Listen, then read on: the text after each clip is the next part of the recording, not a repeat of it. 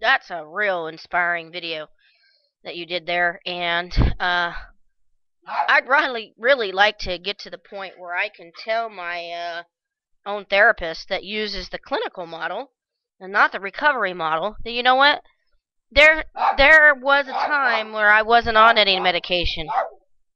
There was a time where I wasn't on Zoloft, and that was prior to 2003. And you know what?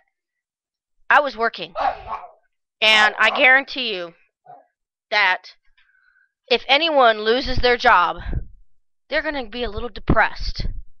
I guarantee you that if anyone doesn't have a social network of social friends, they're going to become a little depressed. That's a fact of life.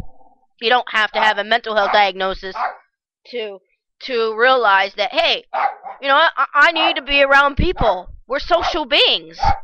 I need to be around people. And you don't have to be a mental health professional to know that usually when people are working, that gives a sense of community. And I can guarantee you, between 1993 and 2003, there was very little time in there where I was not working. It was a very little time where I was not working between that time. I know I got diagnosed with depression in, when was it, 1991? But that didn't stop me from looking for work in 1993. And I wasn't told from anyone, oh, you can't have a job or anything like that. But now that I'm seeing, well, she's not a therapist, she's a doctor. But it's really intimidating. And I'm not ready yet to tell this person, you know what, I don't want to take this medicine anymore. Because I know for a fact that if I got a job, it will do so much for me. If I got a job, it will raise my confidence level. But prior to 1993, I wasn't on any medication. I didn't need it. I didn't need it. There's something called endorphins, and it is a natural thing that happens in the body. There's a couple things you can do to set off those endorphins. You can go exercise, you can have sex. I'm sure social engagement makes the endorphins go in your brain and in your system. And it is a natural high.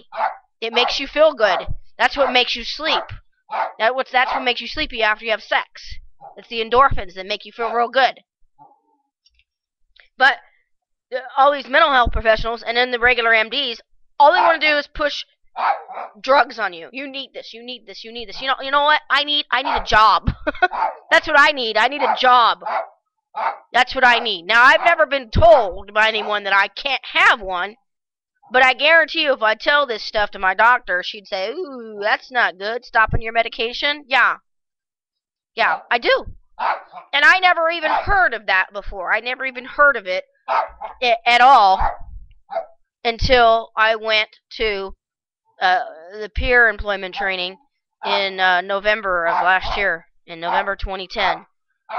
I never even heard of that.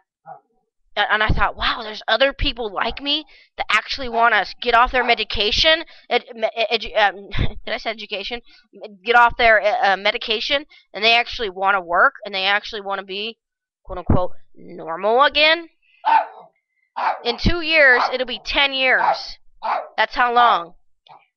And it's really a bad thing because your body is almost like dependent on this drug. And then your body is like, it keeps on building up immunity, so you need more and more and more and more and more and more. I'm sorry, there's going to be times when people are sad. There's going to be times when people are happy. And I guarantee if you lose a job, you get fired from a job, or you get laid off, you're going to be depressed a little bit. If you have a family member that dies, and you love that person, you're going to fall into a little depression. You may be numb, and there's stages of grief. And depression is one of them. Denial is another one.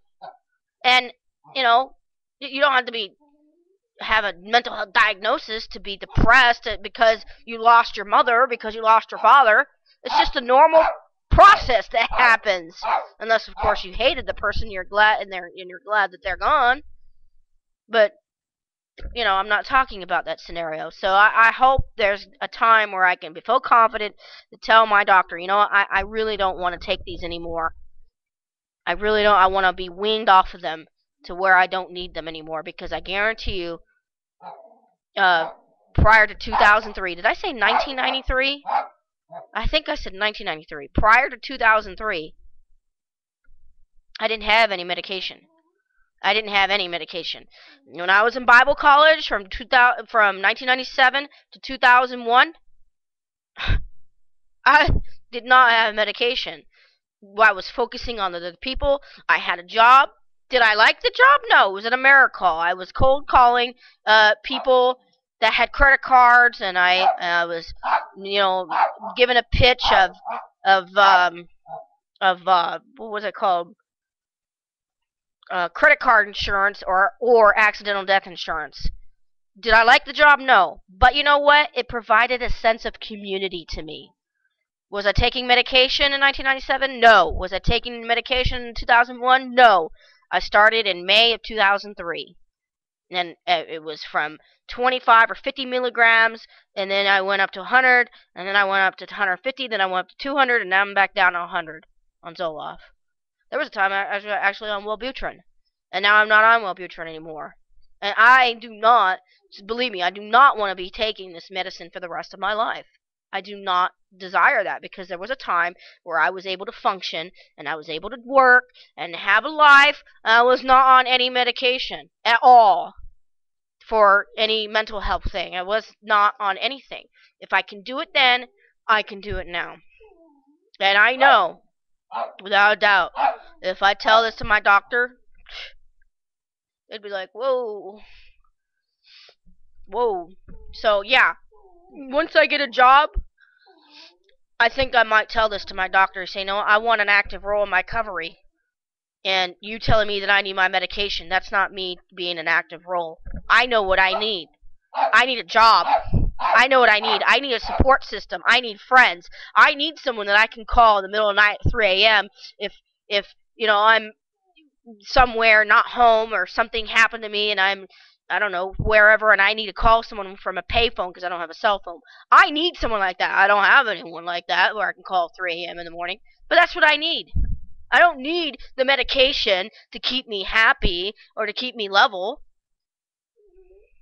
So, yeah, I applaud you for saying what you said to those people, and I hope someday I'll get the courage to do the same thing.